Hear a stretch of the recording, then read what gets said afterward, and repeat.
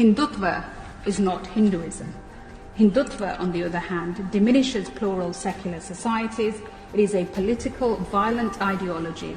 From lynchings to burnings of home, lootings to rape, the ideology of Hindutva and its promoters has attracted widespread criticism. The Live TV, सच सबसे आगे। नमस्कार, मैं हूं रंजीत झा और आप देख रहे हैं द लाइव टीवी। भारत में बढ़ चले कट्टरवाद और नफरत की आलोचना अब अंतर्राष्ट्रीय स्तर पर भी होने लगी है। ब्रिटेन हो या अमेरिका, हर जगह इस बात के लिए चिंता जताई जा रही है और विरोध जताया जा रहा है कि कैसे हिंदुत्व के नाम पर भारत की संस्कृति से भी खिलवाड़ हो रहा है, साथ ही साथ दूसरे समुदाय के प्रति नफरत भड़काए जा रहे हैं। हमारे देश में भी इसकी जमकर आलोचना होती है कि कैसे कट्टर हिंदुत्व के नाम पर नफरत की खेती करने वाले दूसरे समुदाय की भावनाओं को आहत करने में लगे रहते हैं, या फिर इतनी सारी खबरें भारत में ही भरी पड़ी हैं, हमारे देश में भरी पड़ी हैं, जिसको लेकर अपने यहाँ तो आलोचना है ही, अंतर्राष्ट्रीय स्तर पर भी ऐसी घटनाओं को बढ़ावा मिलने लगा है, जिस कारण वहाँ भी आलोचना होने लगी है।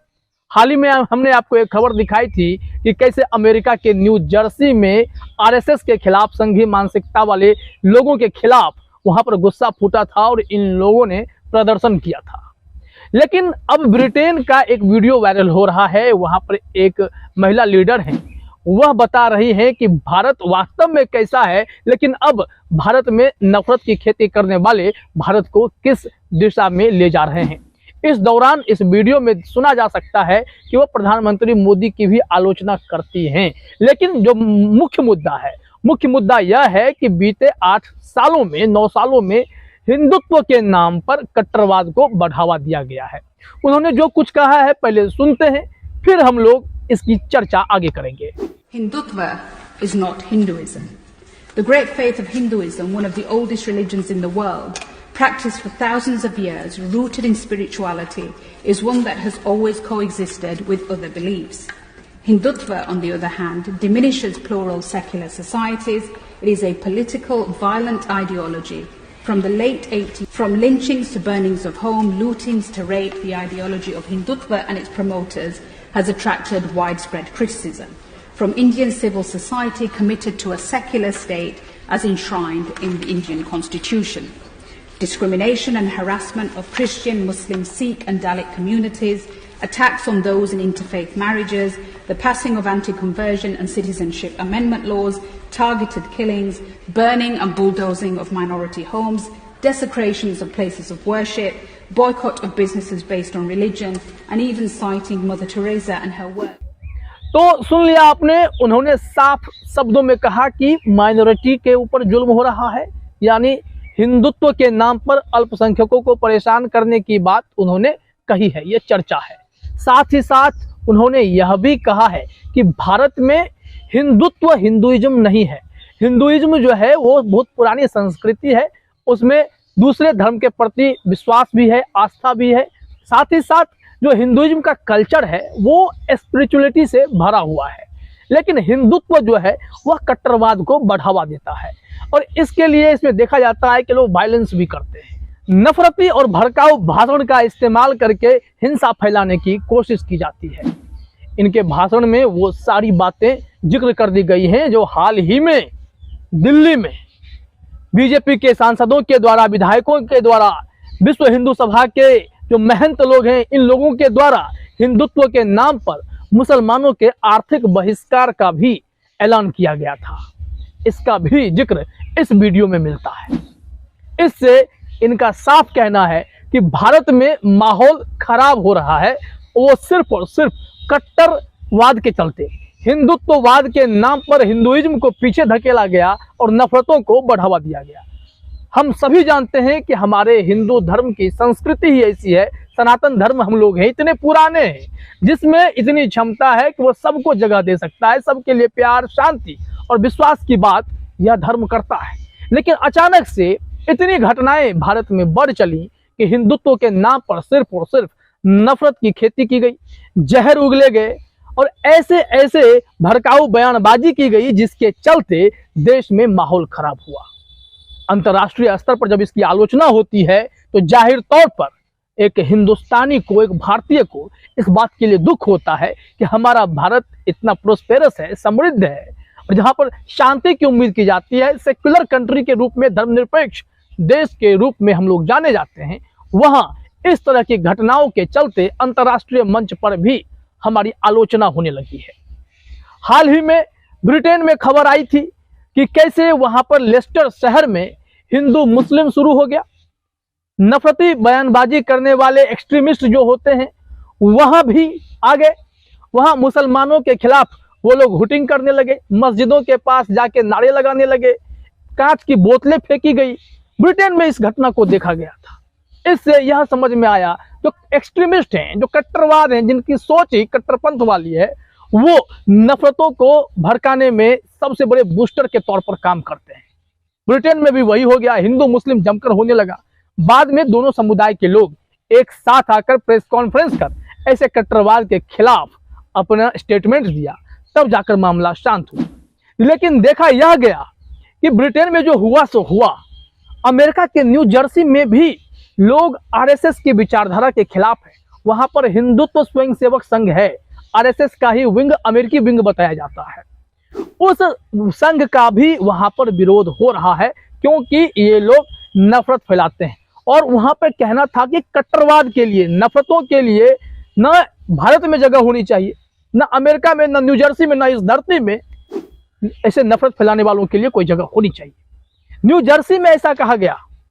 अब आप सोच सकते हैं हमारी पहचान किस चीज के लिए है और हमारी पहचान कैसी बन रही है। भारत में कितनी ऐसी घटनाएं हैं जिसे आप बस देख लें बीते ही कुछ सालों में या बीते कुछ महीनों में ही, तो आप समझ जाएंगे कि किस कदर नफरत की खेती हमारे देश में की जाने लगी है। किस तरह की घटना होती है कि नुपुर शर्मा मोहम्मद पैगंबर के खिलाफ विवादित टिप्पणी कर देती है, बवाल हो उठता है, लेकिन नुपुर शर्मा पर कोई कार्रवाई नहीं होती है। दूसरी तरफ बीजेपी के ही विधायक टी राजा सिंह, वो भी इसी तरह की विवादित टिप्पणी करते हैं। जब माहौल खराब हो जाता है, भावनाएं आहत होने लगती हैं, लोग सड़कों पर उतरते हैं, बवाल बढ़ता देख फिर टी राजा सिंह को अरेस्ट किया जाता है। साथ ही साथ मस्जिद पर भगवा झंडा फहराने का मामला हो, मस्जिदों के पास या मुस्लिम लोकेलिटी में जाकर नारेबाजी करने का मामला हो, मुसलमानों को चिढ़ाने का मामला हो, ऐसे तमाम घटनाएं हमारे भारत में देखी गई हैं, जिससे माहौल बिगड़ता हुआ प्रतीत हुआ। रामनवमी के समय या फिर शोभा यात्रा निकालनी हो या किसी भी प्रकार की शोभा यात्रा के दौरान ये लोग मुसलमानों की लोकेलिटी में जाकर, मस्जिदों के पास जाकर तलवार लहराना, विवादित टिप्पणी करना, माहौल को खराब करना, यही सारी चीजें देखी गई। साथ ही साथ यह भी देखा गया अपने देश में कि कैसे दुर्गा पूजा में गरबा पंडालों में मुसलमानों की एंट्री बैन करने के लिए आई कार्ड की अनिवार्यता की गई। उसके बाद भी ढूंढ ढूंढ कर मुसलमानों को पकड़ा गया। बजरंग दल वाले अपने हाथ में कानून लेकर इन सब की पिटाई करते दिखे। कट्टरवाद का एक और चेहरा देखने को मिला था, जबकि पर्व त्योहार जो है भाईचारे और संस्कृति का प्रतीक है, जिसमें एकता दिखनी चाहिए, वहां पर नफरत देखी जाने लगी। ये हमारे देश में बीते 8 सालों में बदल गया है। सिर्फ और सिर्फ नफरत की खेती की जाने लगी है, जिसको लेकर अब अंतर्राष्ट्रीय पटल पर भी चिंता जताई जाने लगी है। अलग अलग संगठन अब इसका विरोध करने लगे हैं। हमारे ही देश में यह बताया गया है, आरोप लगा है कि उत्तर प्रदेश में अल्पसंख्यकों के घर पर बुलडोजर चलाया गया, मुसलमानों को टारगेट किया गया। वहीं गुजरात में यह देखा गया 15 अगस्त के दिन ही बिल्किस बानो के 11 गुनहगारों को रिहा कर दिया गया। समय पूर्व उनकी रिहाई की गई और फिर उनका फूल माला से स्वागत किया गया। वो स्वागत करने वाले कौन थे? हिंदू महासभा के लोग, वीएचपी के लोग, ये सब लोग फूल माला से उनका स्वागत कर रहे हैं, ब्राह्मण होने की दुहाई दे रहे हैं। इतनी शर्मनाक घटनाओं की आलोचना भी अंतर्राष्ट्रीय स्तर पर हुई थी। अमेरिकी संस्था ने भी इसकी आलोचना की थी कि भारत में क्या माइनॉरिटी के लिए यही नियम कायदे हैं? क्या माइनॉरिटी के साथ ऐसा सलूक किया जाता है? मुख्य रूप से मुद्दा तो यह है कि अल्पसंख्यकों को निशाना बनाया जाने लगा है।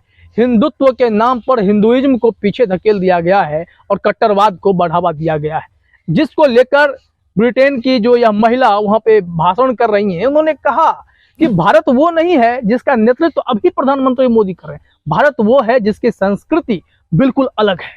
भारत की संस्कृति क्या है? जिसमें सबके लिए उतना ही प्यार है, मोहब्बत है, सब धर्म को बराबरी से देखा जाता है, सबके लिए इज्जत है, वो भारत है जिसके संस्कृति की चर्चा दुनिया भर में होती है। हमारे भारत को शांति प्रिय देश कहा जाता है। बावजूद इसके अब अगर बीते 8 सालों के खबरों के कतरन को ही उठाकर देख लेंगे और या एनसीआरबी के आंकड़े को भी देख लेंगे तो आपको पता चल जाएगा किस कदर हमारे देश में नफरत को बढ़ावा दिया गया है। नफरत की खेती करने वाले अभी भी खुले तौर पर नफरत भड़काने में लगे रहते हैं, मुसलमानों के नाम पर लोगों को डराते हैं, उनकी जमीनें हड़पते हैं। बावजूद इसके सरकार उस तरीके से इन चीजों को कंट्रोल करने में बिल्कुल नाकाम साबित हो गई है। कोई ऐसा एक्शन नहीं दिखाई पड़ता है कि कट्टरवाद को बढ़ावा ना मिले, सबके साथ प्यार से रहें, ऐसे कोई नियम नीति दिखाई नहीं पड़ती है। सरकार की मंशा पर सवाल इसलिए उठते हैं क्योंकि भारतीय जनता पार्टी के नेता भी इस तरीके की गतिविधि में शामिल हैं, या भारतीय जनता पार्टी को सपोर्ट करने वाले आरएसएस, बीएचपी या हिंदुत्व से जुड़े ऐसे संगठन जो नफरत की खेती करते हैं उन सब पर भी गंभीर आरोप लगते हैं। ये तमाम लोग मिल करके भारत की तस्वीर बिगाड़ने पर लगे हुए हैं। अरब देश में भी बदनामी हो जाती है, ब्रिटेन, अमेरिका जैसे देशों में भी इसी नफरत के चलते आलोचना हो रही है। ऐसे में देखना यह होगा कि प्रधानमंत्री मोदी इन सब चीजों को कैसे हैंडल करके भारत की एक अच्छी छवि अंतर्राष्ट्रीय स्तर पर फिर से पेश कर पाते हैं।